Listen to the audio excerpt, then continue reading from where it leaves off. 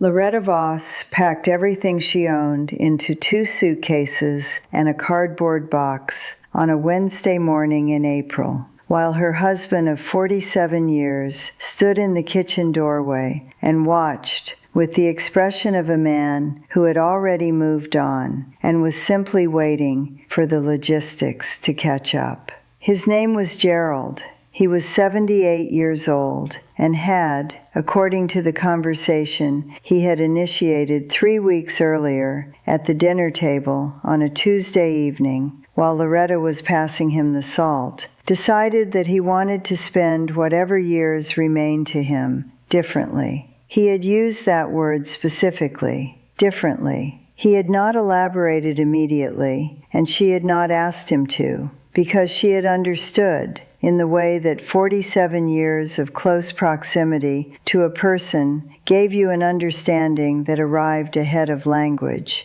exactly what differently meant and who it involved.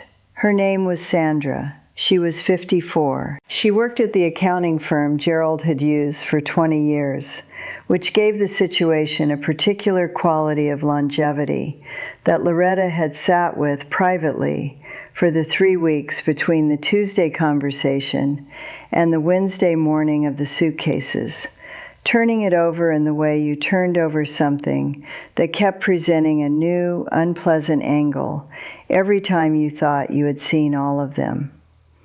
Loretta was 75 years old. She had married Gerald at 28, raised 2 sons in the house on Pemberton Avenue, spent 30 years managing the household and his schedule, and the social infrastructure of a life that had been built primarily around his career and his comfort and his preferences in the patient and largely invisible way that women of her generation had managed such things. She had worked part-time for years, bookkeeping and administrative work, stopping and starting around the rhythms of the family's needs. She had a Social Security payment and a small pension from a firm she had worked at full-time for 8 years before the younger of her sons had needed her home. What she did not have was anywhere to go. Her sons were adults with their own complicated lives. David lived across the country with his family in a house that had no spare room, and a wife who was kind in the specific way of people who were kind in principle and found the application of that principle logistically challenging. Martin lived closer, 40 minutes away, and had offered immediately and genuinely. But Martin's apartment was a 1-bedroom, and his offer would have required him to sleep on his own couch, and Loretta had declined with a firmness that surprised him, and that came from a place she could not entirely explain, beyond the knowledge that moving from one person's charity to another's was a direction she could not afford to travel in, practically or emotionally. She had stayed for 3 weeks in the guest room of her friend Betty, who was 73 and recently widowed, and who had the house to herself, and who had made clear that Loretta could stay as long as she needed. Betty meant it, but Loretta felt the weight of indefinite imposition in a way that disrupted her sleep and sat between her shoulder blades through the days, a persistent low discomfort that she could not resolve because its source was the situation itself and not any action of Betty's. She had $412 in her personal account, which was the account she had maintained separately throughout the marriage for household purchases and incidentals. Gerald had offered a financial settlement in the conversation with the lawyers that was technically equitable and practically complicated in the way that settlements were complicated when one person had managed the money and the other had trusted them to manage it. The settlement would take months to finalize. The lawyers were working on it. In the meantime, she had $412 and a Social Security payment that arrived each month and a suitcase and cardboard box version of her life that she carried from Betty's guest room to the kitchen in the mornings and back again at night. She found the letter in the 4th week, not a letter in the conventional sense, a legal notice forwarded through the county estate administration office, addressed to her as the surviving relative of her mother's second cousin, Harriet Boone, who had died 8 months earlier at the age of 91 in a care facility in Sutter County, and whose estate had been in the process of administration since then, held up by the particular complications that arose when a person died with minimal assets, no direct heirs, and a property that the county had been unable to locate a responsible party for. The notice informed Loretta that she had been identified as the closest traceable relative, and that the estate's primary remaining asset, a cabin property in the Sutter County hills, would be transferred to her ownership upon her acceptance of the inheritance and payment of the outstanding administration fee.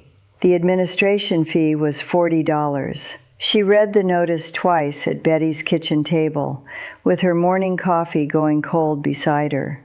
She had met Harriet Boone 3 times in her life.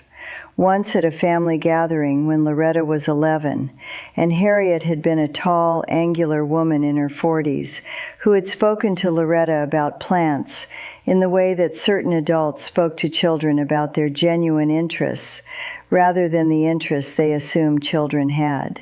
Once at a funeral in Loretta's early 20s, and once, unexpectedly, at a farmer's market in a town she had been passing through with Gerald 20 years ago, where Harriet had been selling dried herbs from a table with a hand-lettered sign and had recognized Loretta with the sharp-eyed precision of someone whose memory for faces was better than most.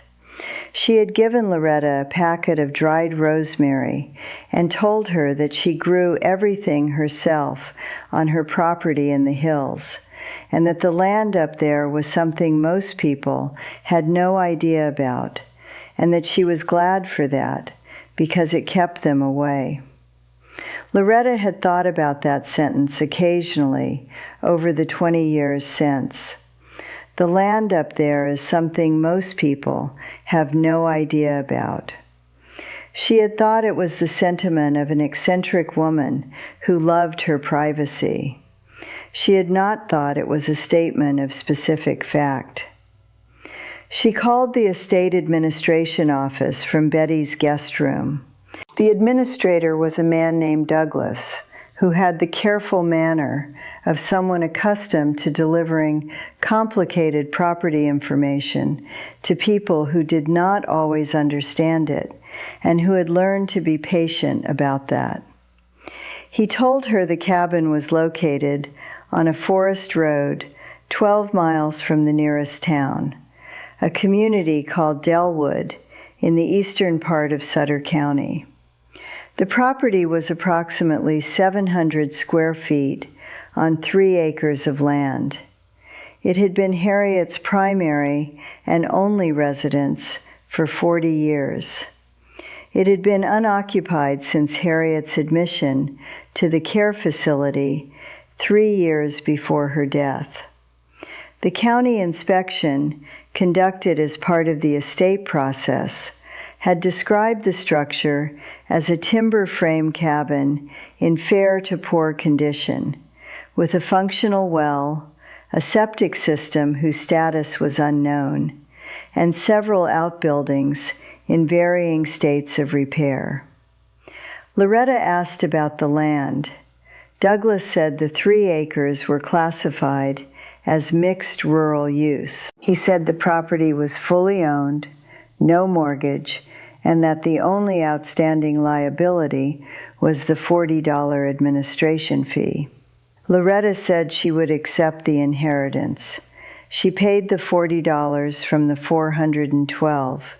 She had $372 and a deed being prepared in her name for a cabin she had never seen in hills she had never visited, and it was the first thing that had felt like forward movement in 4 weeks, and she held on to that feeling carefully all the way through the rest of the day.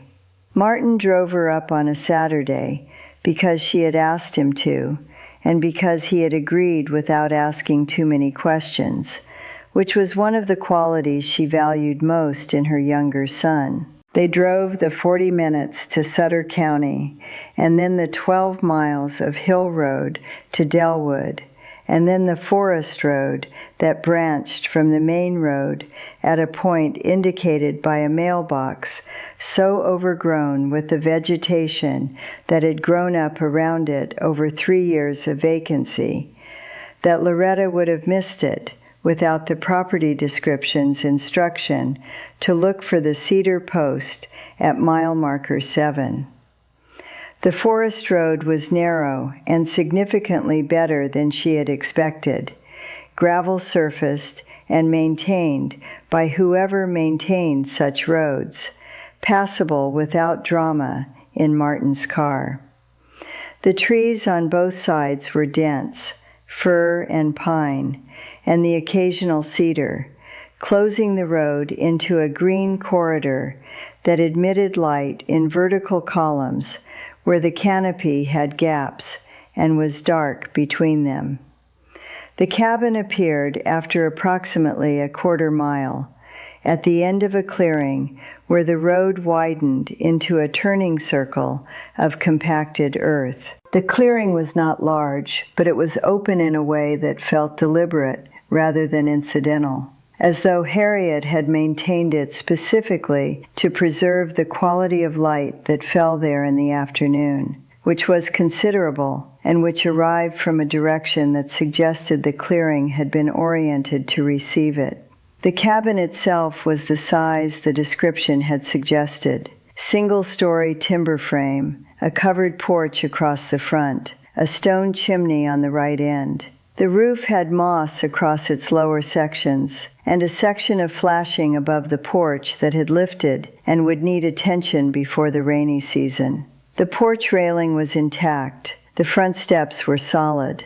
The window nearest the door had a crack in the lower corner, sealed with what appeared to be carefully applied weatherproofing tape, the kind of repair a practical person made when they understood both the problem and the correct temporary solution. Martin stood beside her in the clearing and looked at it. He said it needed work. She said she knew. He said it was in the middle of nowhere. She said she was aware. He looked at her with the expression he had worn since childhood, when he was deciding whether to say the thing he was thinking. She said he could say it. He said it was also genuinely beautiful up here, and that the clearing and the light and the way the trees stood around it were not things you could manufacture, and that some people looked their whole lives for a place that felt like this one felt. She looked at the clearing and the light. She said he was not wrong. They went inside. The interior was what a person's home looked like when that person had lived simply and deliberately for 40 years and had not accumulated things beyond what they needed and used. The main room had a wood stove, a table, 2 chairs, a reading chair near the window with a floor lamp beside it, bookshelves covering most of one wall, still full, a kitchen along the back wall with a propane cooker, a hand pump at the sink that connected to the well, and a pantry with a door on the left side of the kitchen that was closed. The bedroom was small and held a bed frame and a wardrobe, and a bedside table with a candle stub on it, and a book lying face down at the angle of a person who had put it down intending to come back to it and had not. Loretta stood in the bedroom door for a moment, looking at the face-down book. Then she went back to the kitchen. Martin was looking at the hand pump with the expression of a man cataloging practical problems in order of urgency. Loretta crossed the kitchen and opened the pantry door. She stopped. The pantry was not a pantry. That was the first thing she understood, standing in the kitchen doorway, with the pantry door open in front of her. The shelves on the left and right walls held the things a pantry held: dry goods in jars, canned supplies, a row of Harriet's preserved foods that were 3 years old and beyond use, but that were arranged with a precision that reflected a person who had understood preservation in both the practical and the philosophical sense. But the back wall of the pantry was not a wall, it was a door. Not concealed exactly, not hidden in the way of secret rooms in stories, with a mechanism disguised as a shelf bracket or a book spine.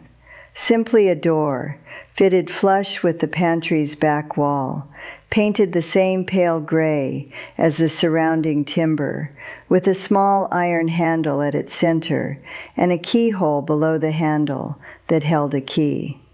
The key was in the lock.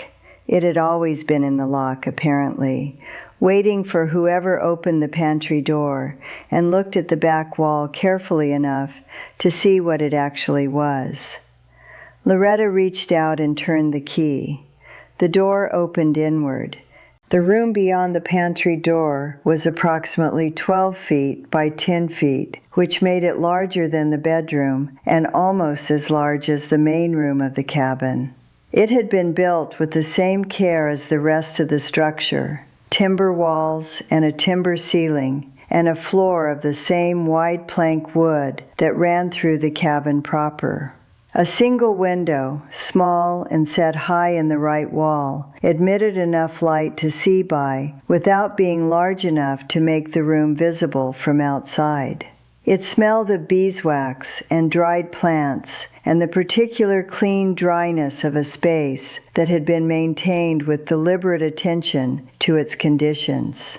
The walls were lined, not with shelves exactly, though there were shelves, but with a system of storage that Loretta stood in the doorway and looked at for a full minute before she began to understand the scale of it. Drying racks along the upper sections, empty now, but fitted with the hooks and lines of a system that had been used continuously and recently. Storage drawers along the lower sections, fitted with small hand-lettered labels in Harriet's angular writing. Glass jars on the shelves, hundreds of them, sealed and labeled and arranged with a precision that was not aesthetic but functional. The organization of a person who needed to find specific things quickly and had designed their storage accordingly. On the center table, which was a heavy workbench of old timber, fitted with a surface that had been sanded and sealed against the kind of work that happened on it, there were tools. Not kitchen tools, smaller instruments, the kind associated with a specific kind of careful work. A magnifying glass on a stand. Several small brushes of varying grades, a set of fine metal instruments in a fitted case, a scale of the type used for precise measurement rather than general weighing. And on the shelf above the workbench, arranged in a row with the same careful labeling as everything else in the room, a collection of notebooks, 14 of them, spanning what the dates on their spines suggested was the full 40 years Harriet had lived in this cabin. Loretta stood at the workbench and picked up the nearest notebook and opened it. Harriet's angular handwriting covered the pages in the same small, precise script Loretta had seen on the pantry labels.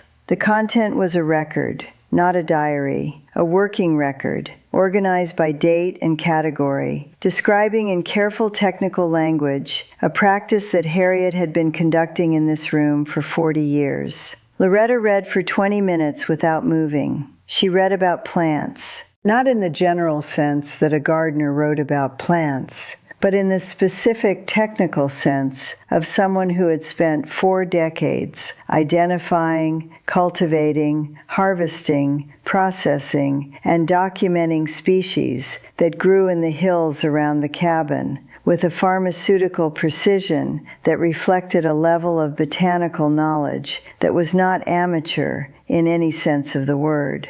She turned back to the front of the notebook and found what she had not looked for initially because she had started in the middle. A preface, written in a slightly different hand, as though Harriet had written it at a different time than the records that followed.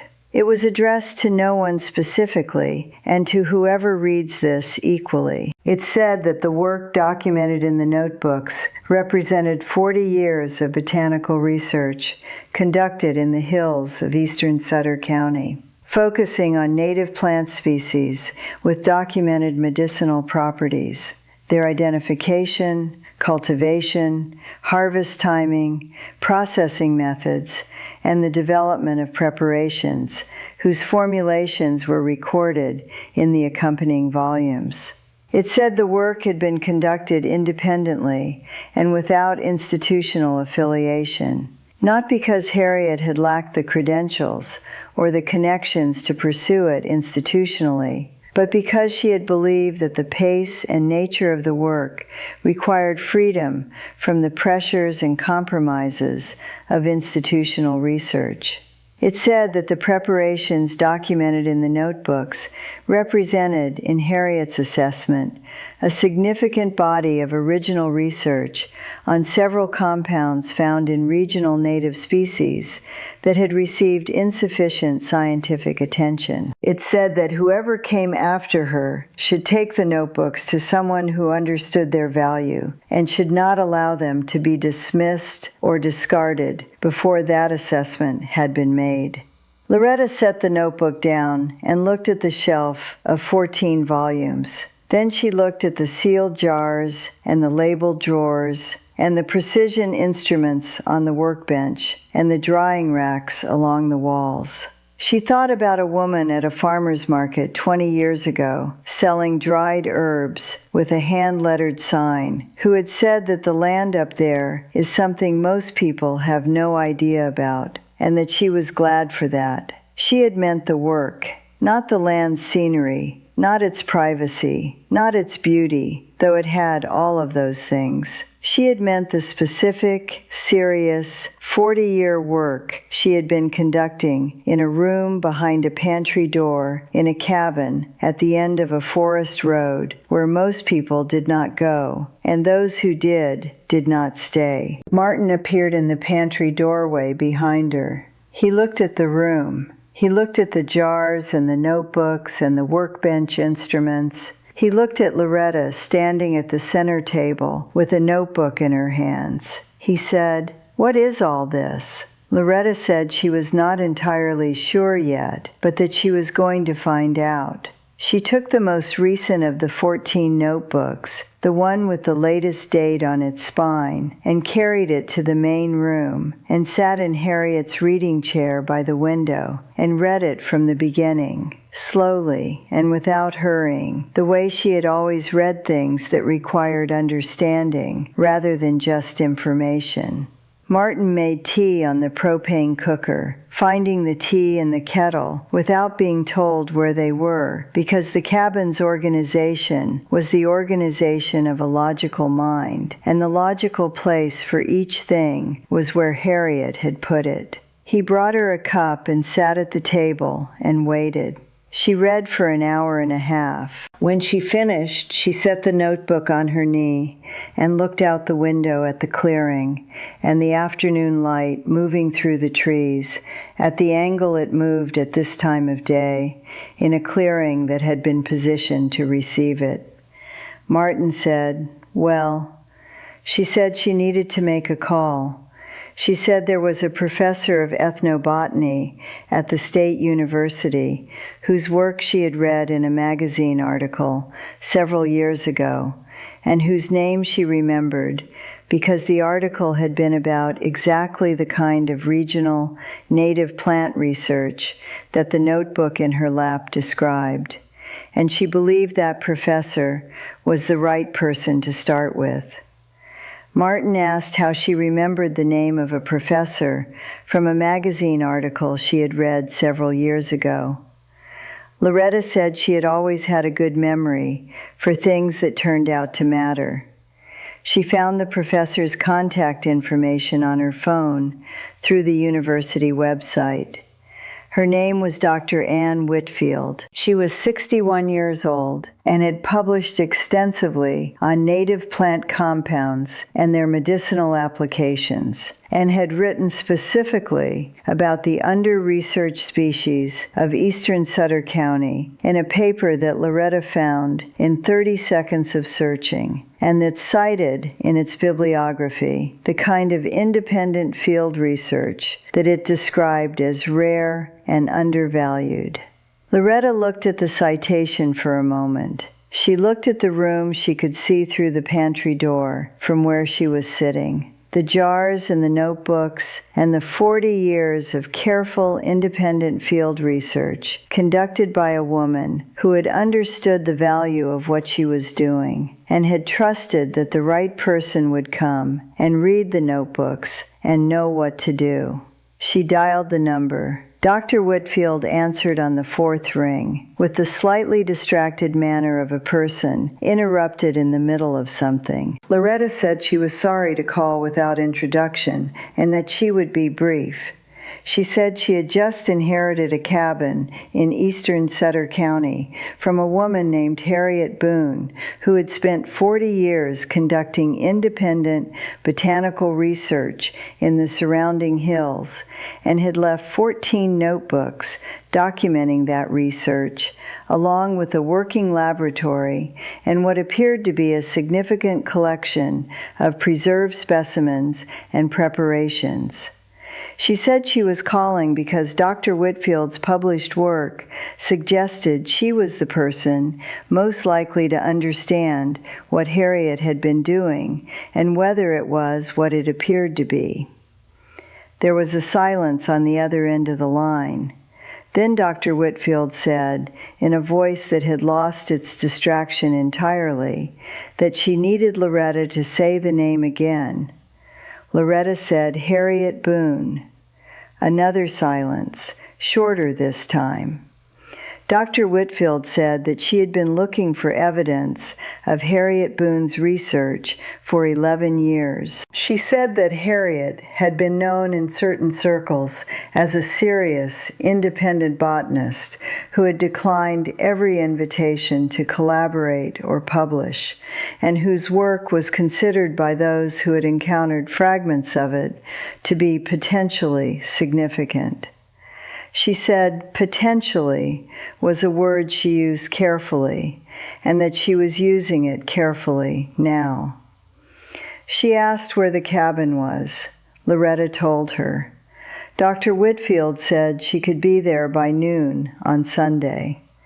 Loretta said she would make sure the cabin was open. She ended the call and sat in Harriet's reading chair in the afternoon light coming through the window of a cabin at the end of a forest road in the hills of eastern Sutter County, with a cup of tea that Martin had made and a notebook that Harriet had filled, and 40 years of work waiting in a room behind a pantry door for the person who would come and take it somewhere it could do what it had always been built to do. She was 75 years old. She had 2 suitcases and a cardboard box and $332 and a Social Security payment, and the particular forward feeling of a person who had just understood that forward was not a direction you found by looking for it. It was a direction you found by opening the right door. She finished her tea. She went back to the hidden room, sat at Harriet's workbench, and opened the second notebook from the beginning. She had a lot to learn before Sunday.